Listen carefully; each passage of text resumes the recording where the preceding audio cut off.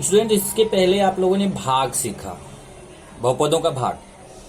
अब यहाँ पे एक दूसरे तरीके का भाग आपको सीखना है और वो है संश्लेषात्मक भाग विधि। तो संश्लेषात्मक भाग विधि से कैसे भाग देते हैं, उसके लिए आपको यहाँ पे सिखाया जाएगा कि किस तरीके से आपको संश्लेषात्मक भाग विधि से भाग देना है। तो इसमें पहला पॉइंट अगर आप देखेंगे तो क्या लिखा है, यदि भाजक x प्लस a हो। अब यहाँ a की जगह पे कोई संख्या रहेगी, x की जगह पे कोई भी चरांक, y चरांक हो सकता है, कोई दूसरा भी चरांक हो सकता है। तो अगर यहाँ पे x प्लस a से भाग देने के लिए बोले तो आपको x प्लस a को 0 मानना है। ऐसे देखिए, x प्लस a को 0 मानना है। अब ये सब करना नहीं है, डायरेक्ट आपको यूज करना रहेगा। और ये प्लस a उधर जाएगा तो माइनस a हो जाएगा, तो x बराबर माइनस a आएगा। x बराबर माइनस a, x बराबर माइनस a से आपको भाग देना है। और अगर x माइनस a से भाग देने के लिए बोलता है तो x माइनस a को अगर 0 करें तो x बराबर प्लस a से भाग देना है। तो आप ये ध्यान रखिए, इसके लिए मैं यही बोलूंगा कि ये तो मैं आपको तरीका बताया कि x का मान आया कैसे, लेकिन आपको अभी बस इतना नहीं सोचना है। आपको केवल इतना सोचना है कि अगर क्वेश्चन में x प्लस a से बोलेगा भाग देने के लिए, अगर यहाँ x प्लस a रहेगा तो हमें माइनस a से भाग देना है, और अगर x माइनस a रहेगा तो हमें प्लस a से भाग देना है। अगर हमको बोलता है x प्लस a से भाग दो तो हम माइनस a से भाग देंगे, और अगर बोलेगा x माइनस a से भाग तो प्लस a से भाग देंगे। यहाँ प्लस a है तो माइनस a से भाग, माइनस a है तो प्लस a से भाग। जैसे यहाँ प्लस 2 रहेगा तो माइनस 2 से भाग, माइनस 2 रहेगा तो प्लस 2 से भाग। ये आपको मेन ध्यान देना है। और ध्यान तो बहुत सारी चीजें देनी है, उतना सब लिखा के देने में बहुत टाइम जाएगा, टाइम अपने पास थोड़ा सा कम है, इसलिए मैं डायरेक्ट आपको क्वेश्चन में ही समझाऊंगा। प्रश्न संग्रह 3.3, क्योंकि इसमें पूरा ये भाग विधि जो है ना एकदम से अलग है। आप ऐसा बोल सकते हैं, इसमें प्रश्न क्या है, जरा प्रश्न लिख लेते हैं। प्रश्न संग्रह 3.3 का प्रश्न है, निम्नलिखित भाग संश्लेषात्मक भाग विधि से कीजिए। निम्नलिखित भाग संश्लेषात्मक भाग विधि से कीजिए।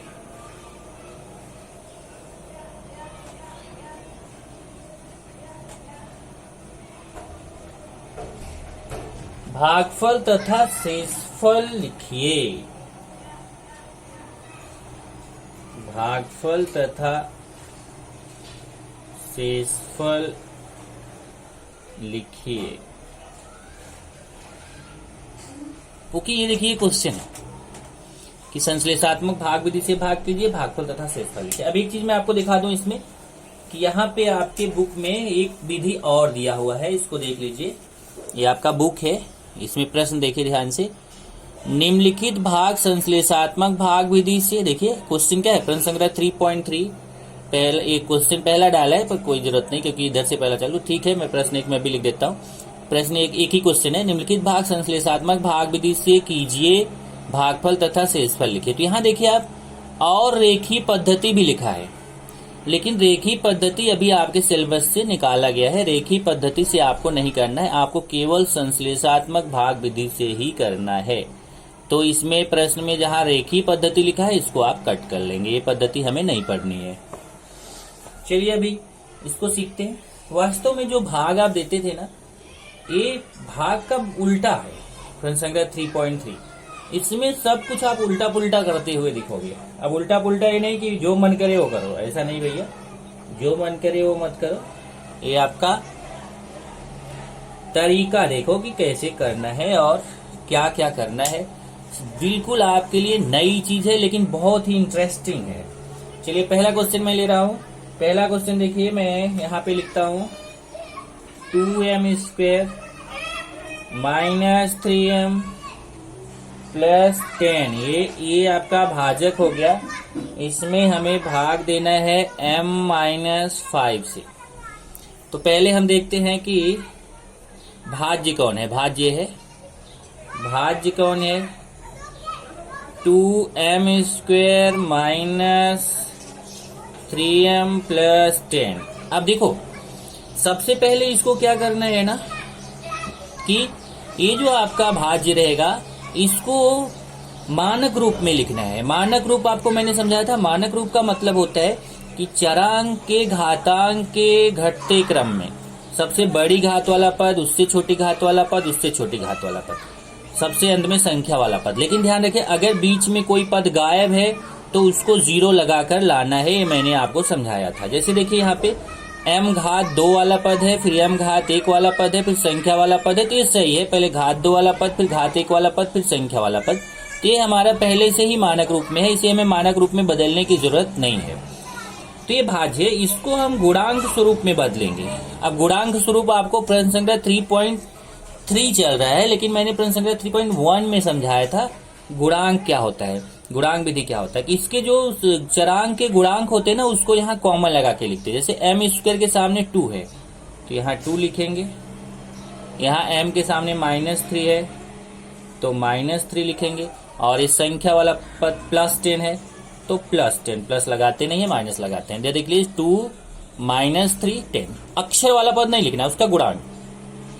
m² के सामने 2 है तो संख्या 2, m के सामने -3 है तो संख्या -3, 10 है और 10 करके। ये तो हो गया भाज्य। अब देखते हैं भाजक।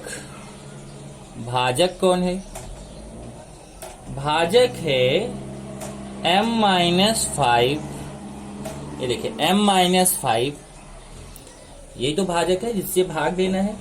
तो अभी आपको ऊपर क्या समझाया कि अगर भाजक m-5 है तो इसका मतलब आपको m=5 से भाग देना है।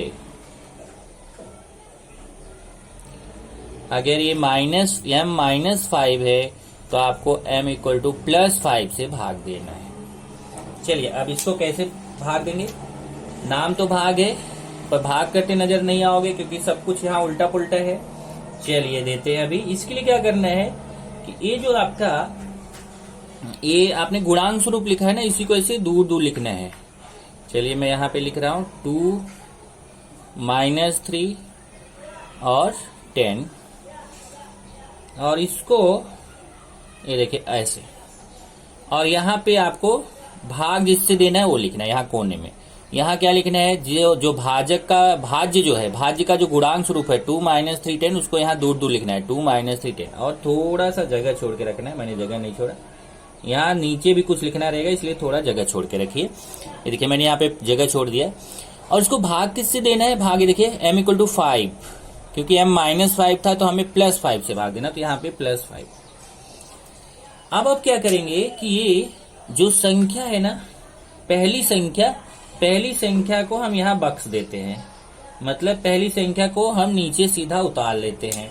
तो मैं ये तीर लगाया हूं, तीर लगाने की जरूरत नहीं है लेकिन मैं आपके समझाने के लिए आपको तीर लगा दिया कि पहली संख्या जो 2 है उसको तो यहाँ ऐसे डायरेक्ट उतार लीजिए। अब देखिए पहली संख्या 2 को डायरेक्ट नीचे उतार लिया। अब ऐसे 5 से इस नीचे गुणा करना। गुणा कैसे करना? देखिए ऐसे वी टाइप से गुणा करना, ऐसे गुणा करो और यहाँ लिखो। ये देखिए इन दोनों के बीच ऐसे गुणा करना है और ऐसा तिर्यक में जाके ऊपर लिखना है।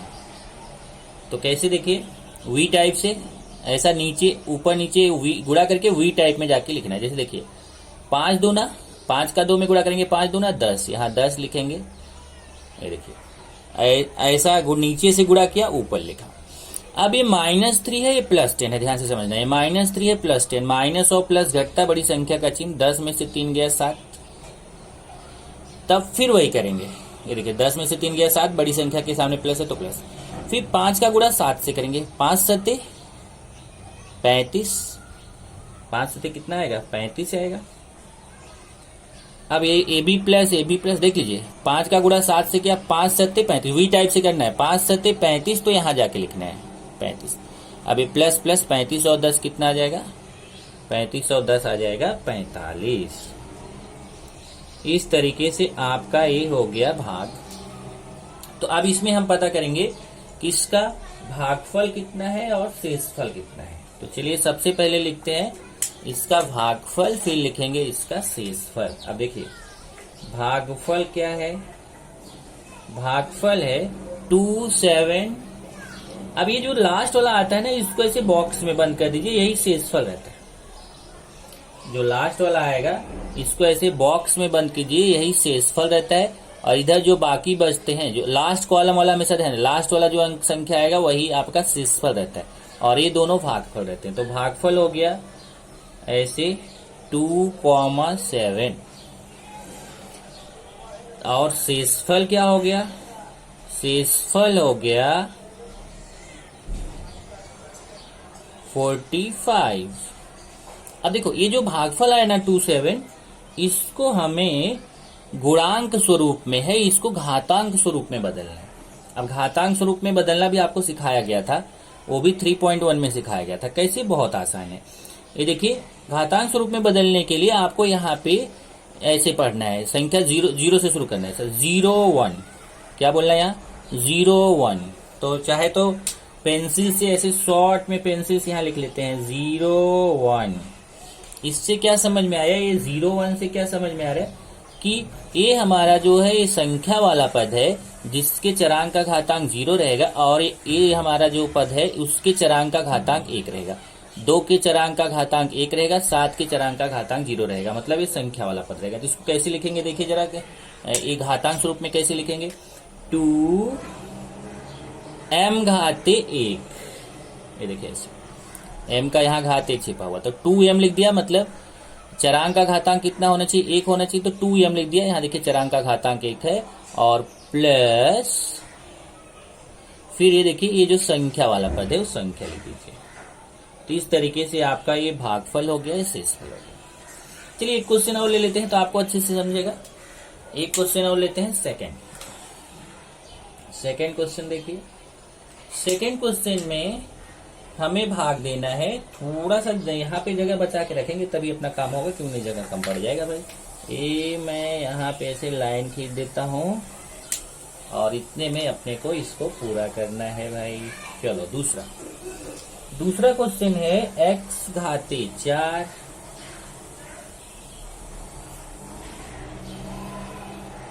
धन 2x घाते 3 धन 3x घाते 2 धन 4x धन 5। इसमें हमें भाग देना है x + 2 से। चलिए सबसे पहले इसमें देखते हैं कि भाजक कौन है, भाज्य कौन है। तो भाज्य है x घाते 4 धन 2x घाते 3 धन 3x घाते 2 धन 4x धन 5। ये भाज्य देखते हैं। पहले ये इस मानक रूप में है, ये देखिए घात 4 वाला पद, फिर घात 3 वाला पद, फिर घात 2 वाला पद, फिर घात 1 वाला पद, फिर संख्या वाला पद, मतलब घात 0 वाला पद। तो ये सही है, 4 3 2 1 0, मतलब ये हमारा मानक स्वरूप में है। तो इसको हम अभी गुणांक स्वरूप में लिख लेते हैं। चलिए ब्रैकेट में यहाँ गुणांक कितना है, देखिए 1 छिपा हुआ है। देखिए इसके सामने गुणांक कुछ नहीं दिखा रहा है, तो 1, यहाँ 2, यहाँ 3, यहाँ 4, ये तो बहुत अच्छा है, यहाँ 5 है। देखिए 1 2 3 4 5। चलिए भाग किससे देना है हमें, x + 2 से भाग देना है, मतलब भाजक। तो भाजक देखते हैं यहाँ पे क्या है, भाजक है x + 2। तो जब x + 2 है तो क्या बताया था अभी आपको, x = -2 से भाग देना है। अभी यही समझाया था ना, अगर x + 2 है तो आपको x = -2 से भाग देना है। चलिए अब देते हैं भाग। सबसे पहले क्या करेंगे कि ये जो है 1 2 3 4 5 इसको यहाँ दूर दूर लिखेंगे। ओके, तो चलिए अभी मैं लिखता हूँ यहाँ पर 1 2 3 4 5, ये मैंने लिख दिया। और ये ऐसे लाइन थोड़ा और इधर से लिखते हैं ना, कि जिससे हमारे पास इधर जगह रहे, नहीं तो अपने पास जगह की कमी हो जाएगी। चलो यहाँ से लिखता हूं मैं थोड़ा, 1 2 3 4 5 और हमें भाग देना है किससे, -2 से। देखिए x इक्वल टू -2, यहाँ -2 से भाग देना। जब -2 से भाग देंगे तो कैसे देंगे, जरा ध्यान से देखिए। सबसे पहले जो पहला वाला अंक है ना 1, इसको डायरेक्ट नीचे उतार लेंगे। जो पहला मैंने आपको क्या बताया कि अभी ये समझा ना कि इसको जो 1 2 3 4 5 यहाँ लिखिए और भाग किससे देना है, -2 से। तो ये जो पहला वाला अंक है ना, इसको डायरेक्ट नीचे उतार लीजिए। ये देखिए, इसको मैं डायरेक्ट 1 को नीचे उतार लेता हूं। अब ऐसे V टाइप से गुणा करके लिखना है। देखिए ऐसे ऊपर नीचे का, यहाँ -2 का 1 से गुणा करिए और यहाँ लिखिए। चलिए पहले -2 का 1 से गुणा करेंगे तो 2 1 के 2। पहले माइनस और प्लस का गुणा, देखिए यहाँ माइनस यहाँ प्लस है, माइनस और प्लस का गुणा -2 1 के 2। फिर देखिए ये +2 है और ये -2 है। देखिए ये +2 और -2 दो में से 2 जाएगा तो 0 आएगा। फिर -2 का गुणा 0 से करो। ये देखिए ऐसे गुणा करके ऐसे V टाइप से लिखना है। -2 का 0 से गुणा करेंगे तो -2 का 0 से गुणा करेंगे, किसी भी संख्या का 0 से गुणा करते हैं कितना आता है, 0 आता है। अब ये +3 है, +0 प्लस प्लस जुड़ेगा, 3 में 0 जोड़ेंगे तो 3 आएगा। फिर ये -2 का 3 से गुणा करना है। -2 का 3 से गुणा करेंगे तो पहले माइनस और प्लस का गुणा, -2 3 6। अब देखिए +4 है, -6 है, प्लस माइनस घटता है बड़ी संख्या का चिन्ह, 6 में से 4 जाएगा 2, बड़ी संख्या 6 है उसके सामने माइनस है। फिर ये -2 का -2 से गुणा करेंगे तो पहले माइनस और माइनस का गुणा, यहाँ प्लस तो लगाते नहीं है। फिर 2 का 2 से गुणा 4। अब ये प्लस प्लस है, जुड़ेगा 5 और 4 कितना जाएगा, 9। अब देखिए ये हमारा आ गया शेषफल। क्लियर है, ये शेषफल हो गया। तो चलिए अभी देखते हैं भागफल। तो भागफल क्या आया, 103 -2। एक गुणांक स्वरूप में 103 -2। अब इसको हम लिखेंगे पहले भागफल को घातांक स्वरूप में। कैसे लिखेंगे देखिए, अभी मैंने आपको समझाया ना, यहाँ ये मैं मिटा देता हूं। जैसे पेंसिल से आप यहाँ पे ऐसे लिख लीजिए, 0 से शुरू करिए बोलना, 0 1 2 3, मतलब 1 के साथ घात 3 लेना है, 0 के साथ घात 2 लेना है, 3 के साथ घात 1 लेना है और -2 के साथ 0 लेना है। चलिए 1 के साथ घात 3 वाला पद लेना, मतलब 1x घाते 3। फिर प्लस 0 के साथ घात 2 वाला पद लेना, मतलब 0x घाते 2। और फिर 3 के साथ घात 1 वाला पद लेना है, मतलब +3x। और -2 के साथ घात 0 वाला पद लेना, मतलब कि डायरेक्ट संख्या वाला पद लिखना है, वहां पे x घाते 0 नहीं लिखना है। ये देखिए 1 के साथ घात 3 वाला पद, 0 के साथ घात 2 वाला पद, 3 के साथ घात 1 वाला पद और यहाँ संख्या। अब इसमें क्या करना है कि यहाँ 1 लिखा नहीं जाता है, छिपा रहता है। तो जब 1 छिपा रहता है तो आपको यहाँ पे 1 लिखना नहीं है, x घाते 3 लिखना है। और ये 0x घाते 2 का मतलब ये 0 हो जाएगा तो इसको छोड़ देना है, +3x लिखना है, -2 लिखना है। ये हो गया भागफल।